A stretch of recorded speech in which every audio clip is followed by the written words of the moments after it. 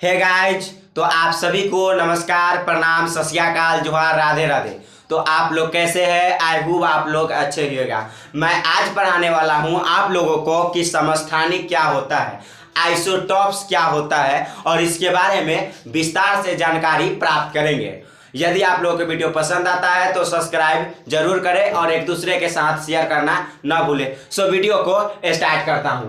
अगर हम बात करते हैं मेरे भाई समस्थानिक यानी समस्थानिक होते क्या है, तो एक ही तत्व के वैसे परमाणु, एक ही तत्व के परमाणु जिसकी परमाणु संख्या समान होगा मेरे भाई, परमाणु संख्या समान होगा लेकिन परमाणु द्रव्यमान संख्या अलग अलग होते हैं, तब उसको हम समस्थानिक के नाम से जानते हैं। जैसे एक ही तत्व के कई समस्थानिक हो सकते हैं मेरे भाई, हम एग्जाम्पल के अनुसार क्लियर करेंगे। इसका हम डिफिनीशन कैसे लिख सकते हैं मेरे भाई, तो आप डिफिनीशन लिख सकते हैं, एक ही तत्व के परमाणु, एक ही तत्व के परमाणु, एक ही तत्व के परमाणु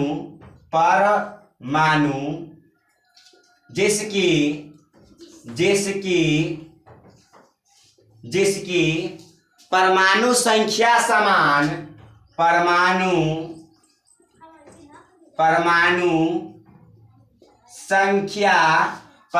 संख्या समान होगा मेरे भाई, परमाणु संख्या समान किंतु द्रव्यमान संख्या अलग अलग, किंतु द्रव्यमान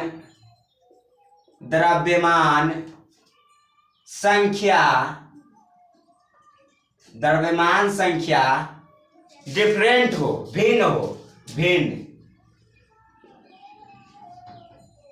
हो, उसे समस्थानिक कहते हैं, उसे समस्थानिक के नाम से जानते हैं मेरे भाई। याद रखें, क्या हो गया? एक ही तत्व के परमाणु जिसकी परमाणु संख्या समान किंतु द्रव्यमान संख्या भिन्न हो, उसे हम समस्थानिक कहते हैं मेरे भाई। याद रखें, ये कहलाता क्या है? समस्थानिक। अब हम एग्जाम्पल की बात करेंगे। किसका एग्जाम्पल? तो एग्जाम्पल लेंगे समस्थानिक का। इधर जगह नहीं है, स्पेस नहीं, इसलिए हम यहाँ नहीं ले सकते हैं, इसलिए हम इसका एग्जाम्पल लेते हैं मेरे भाई। तो एग्जाम्पल की बात करते हैं, समस्थानिक के एग्जाम्पल। जैसे कार्बन के भी दो समस्थानिक होते हैं मेरे भाई। कार्बन के कितने समस्थानिक? तो कार्बन के दो समस्थानिक होता है, एक होता है 12 और एक होता है कार्बन 14। एक होता है कार्बन 12 और एक होता है कार्बन 14। तो आप लोग इसे ध्यान रखें, परमाणु संख्या समान है कि नहीं मेरे भाई। हमने क्या लिखा कि जिसकी परमाणु संख्या समान, तो देखिए कार्बन 6 है परमाणु संख्या, लेकिन द्रव्यमान संख्या इसका 12 है, इसका 14 हो गया, इसका 2 ही, मतलब कार्बन के 2 समस्थानिक होते हैं मेरे भाई। कार्बन के कितने समस्थानिक होते हैं? तो कार्बन के 2 समस्थानिक होते हैं। याद रखें मेरे भाई। अगर हम बात करें तो इसमें इलेक्ट्रॉन, प्रोटॉन, न्यूट्रॉन की संख्या कितना हो सकता है? तो पहली बात, यदि हम बात करें परमाणु संख्या, तो परमाणु संख्या 6 है, दोनों में है, 6 है। अगर हम बात करें तो प्रोटॉन की संख्या कितना हो जाएगा मेरे भाई?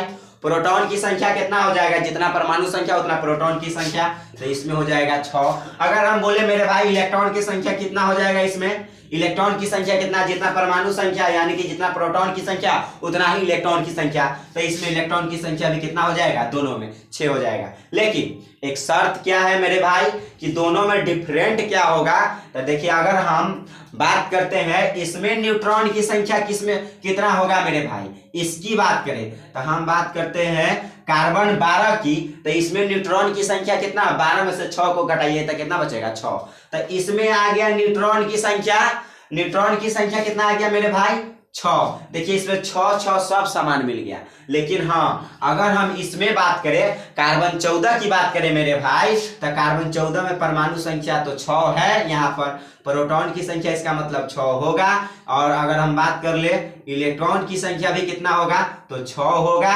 अगर हाँ न्यूट्रॉन की संख्या कितना होगा मेरे भाई, तो न्यूट्रॉन की संख्या हो जाएगा 8 को, क्योंकि 14 में से 6 को घटाइएगा तो कितना बचेगा मेरे भाई, 8 बचेगा। इसलिए इसमें न्यूट्रॉन की संख्या डिफरेंट हो गया। साथ साथ परमाणु द्रव्यमान भी क्या है, सब दोनों का डिफरेंट है, इसका 12 इसका 14। तो कार्बन के 2 समस्थानिक, कार्बन 12 और कार्बन 14। हाँ और याद रखें ये जो कार्बन 14 देख रहे हैं इसका उपयोग भी किया जाता है। तो आप लोग लिख ले कि नोट कार्बन 14 का उपयोग, कार्बन पूछा जाता है। आप यदि किसी भी प्रतियोगी एग्जाम की तैयारी करते हैं तो ये पूछा जाएगा कि कार्बन 14 का उपयोग कहाँ किया जाता है। तो कार्बन 14 का उपयोग हम जीवाश्मों की उम्र की पता लगाने के लिए करते हैं। किसके लिए मेरे भाई, तो कार्बन 14 का उपयोग जीवाश्म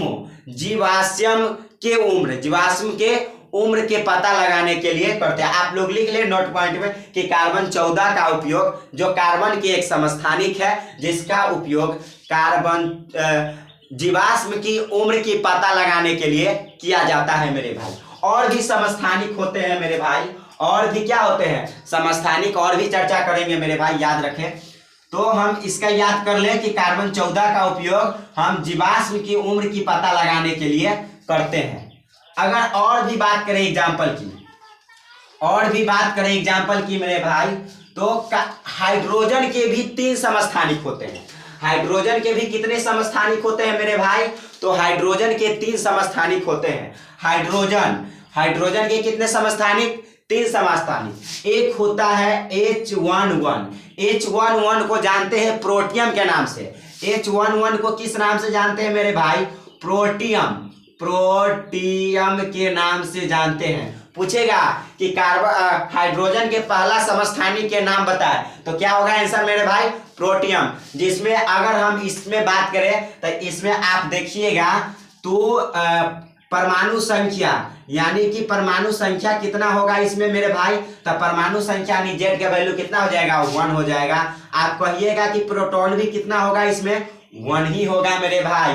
अगर हम बात कर ले इसमें इलेक्ट्रॉन कितना होगा मेरे भाई, तो इलेक्ट्रॉन भी कितना होगा, 1 होगा, याद रखें। अगर हम बात करते हैं इसमें न्यूट्रॉन की संख्या कितना हो जाएगा मेरे भाई, तो न्यूट्रॉन हो जाएगा 0, क्योंकि 1 में से 1 गया 0। तो इसको प्रोटियम के नाम से जाना जाता है, जिसमें परमाणु संख्या समान है। परमाणु संख्या मतलब 1 है, प्रोटॉन की संख्या भी 1 है और इलेक्ट्रॉन की संख्या भी 1 है, लेकिन न्यूट्रॉन की संख्या 0 है। एक और होता है, अभी 2 और होता है इसका, किसका, हाइड्रोजन के समस्थानिक। एक तो हो गया H11, एक होता है एक होगा H22। एक क्या होगा मेरे भाई, H22। ये हो गया दूसरा, मतलब दूसरा है, इसको हम बोलते हैं, इसको क्या बोलेंगे, ड्यूटेरियम के नाम से जानते हैं मेरे भाई। इसको हम ड्यूटेरियम के नाम से जानते हैं, याद रखें। यानी कि हाइड्रोजन की दूसरा समस्थानिक H22 को ड्यूटेरियम के नाम से जानते हैं। किसके नाम से जानते हैं, ड्यूटेरियम। H2 नहीं, यहाँ पर 1 होगा, क्योंकि हमने समस्थानिक पढ़ा रखा है। तो हमने क्या, समस्थानिक का मतलब है परमाणु संख्या समान होना चाहिए, तो इसका जो परमाणु संख्या है 1 ही रहेगा। लेकिन डिफरेंट होगा किसमें, परमाणु द्रव्यमान में, यानी ऊपर वाले संख्या चेंज हो जाएगा, परमाणु द्रव्यमान चेंज हो जाएगा मेरे भाई। अगर तो हम इसको क्या बोलते हैं, ड्यूटेरियम। इसको किस नाम से जानते हैं मेरे भाई, ड्यूटेरियम के नाम से जानते हैं। और इसको और भी भारी जल के नाम से जाना जाता है मेरे भाई, भारी जल, याद रखें। इसको ही हम भारी जल के नाम से जानते हैं, भारी जल। या एक और नाम से जाना जाता है गुरु जल। क्या मेरे भाई, गुरु जल। इसको याद रखें, गुरु जल के नाम से जाना जाता है। यह पूछा जाता है भारी जल या गुरु जल किसे कहा जाता है, तो ड्यूटेरियम को कहा जाता है। इसमें यदि हम बात करें तो इसमें इलेक्ट्रॉन प्रोटॉन की संख्या तो समान होगा, लेकिन न्यूट्रॉन की संख्या अलग होगा। देखिए न्यूट्रॉन की संख्या 2 में से 1 को घटाइएगा तो क्या होगा, 1 होगा। लेकिन देखिए इलेक्ट्रॉन प्रोटॉन और परमाणु संख्या समान है, लेकिन डिफरेंट क्या चीज में है, न्यूट्रॉन में। और क्या चीज में डिफरेंट है, तो परमाणु द्रव्यमान में। देखिए यहाँ पर है ना परमाणु, यहाँ 1 था इसका द्रव्यमान और इसका 2 है। एक और होता है मेरे भाई हाइड्रोजन के समस्थानिक एक और होता है, याद रखें। इसको हम इरेज करते हैं और बताते हैं कि एक और क्या है। अगर हम बात कर ले तो पहला हो गया, दूसरा हो गया, और एक और होता है हाइड्रोजन के समस्थानिक। एक और कौन होगा मेरे भाई, तो उसको बोलते हैं H13। इसको हम ट्राइटियम के नाम से जानते हैं। किसके नाम से जानते हैं मेरे भाई, ट्राइटियम के नाम से जानते हैं। पूछा जाएगा कि कार्बन के तीसरे समस्थानिक के नाम बताए, तो क्या हो जाएगा मेरे भाई, ट्राइटियम हो जाएगा। याद रखें, इसमें इलेक्ट्रॉन प्रोटॉन सब समान होगा, इलेक्ट्रॉन प्रोटॉन और परमाणु संख्या समान होगा, लेकिन परमाणु द्रव्यमान अलग हुआ कि नहीं। मतलब पहला का था परमाणु द्रव्यमान 1, दूसरा का था परमाणु द्रव्यमान 2 और तीसरा का परमाणु द्रव्यमान 3। और न्यूट्रॉन भी तीनों का अलग अलग था। पहला का था 0, दूसरा का हमने बताया, जो दूसरा समस्थानिक था ड्यूटेरियम, अभी बताया भारी जल, उसका जो ये न्यूट्रॉन था वह 1 था न्यूट्रॉन की संख्या। और इसमें न्यूट्रॉन की संख्या कितना हो जाएगा मेरे भाई, तो इसमें 3 में से 1 को घटा लीजिए, 2 हो जाएगा। तो हाइड्रोजन के 3 समस्थानिक कौन कौन, एक पहला नंबर प्रोटियम, दूसरा नंबर ड्यूटेरियम और तीसरा नंबर ट्राइटियम। याद रखें, और ड्यूटेरियम को हम भारी जल या गुरु जल के नाम से जानते हैं। याद रखें मेरे भाई।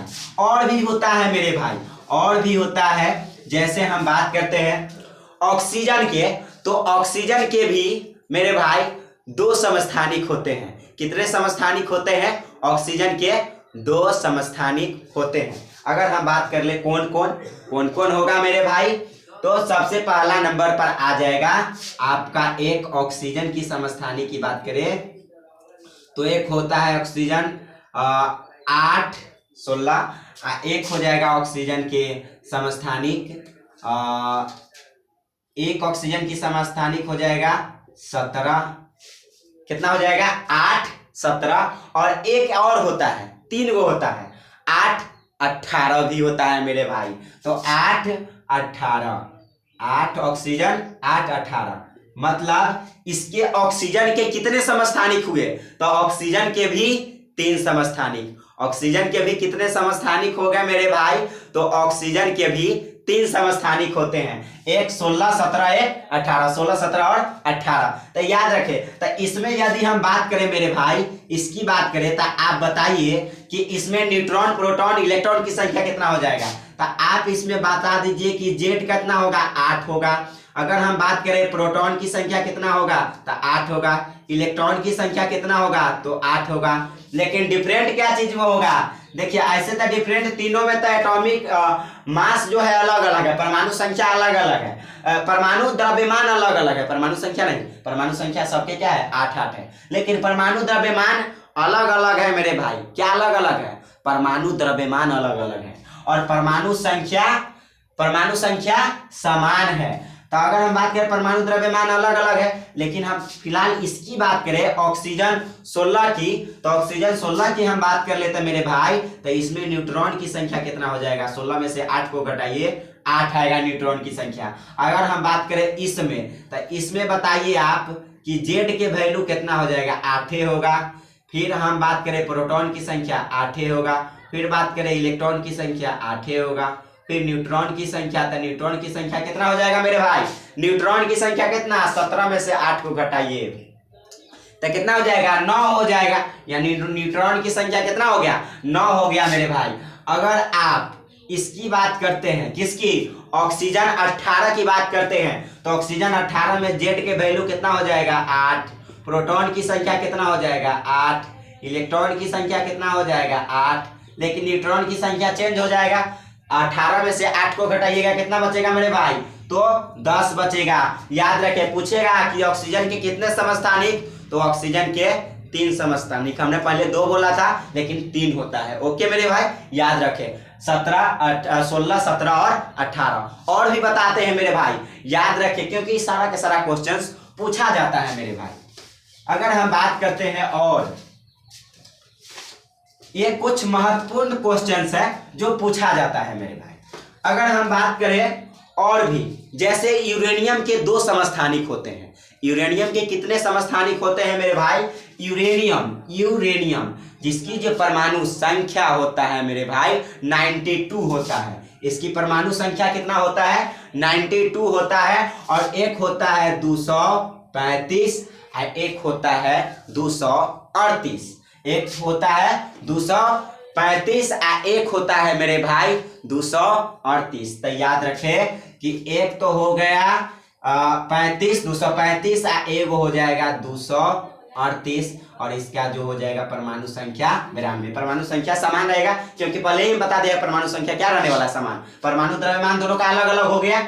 अगर हम बात करें इसमें भाई तो इलेक्ट्रॉन की संख्या कितना हो जाएगा इसमें? तो भाई मेरे इसमें जो इलेक्ट्रॉन की संख्या है और प्रोटॉन की संख्या, अगर हम इसकी बात करें तो जेड के वैल्यू हो जाएगा 92, प्रोटॉन की संख्या हो जाएगा 92 और इलेक्ट्रॉन की संख्या भी हो जाएगा मेरे भाई 92। मतलब परमाणु संख्या, प्रोटॉन की संख्या और इलेक्ट्रॉन की संख्या 92 होगा। लेकिन अगर हम बात कर ले इसमें न्यूट्रॉन की संख्या कितना हो जाएगा? तो 5 में से 2 गया तो 3, यहाँ बच गया 5 में से 2 गया तो 3।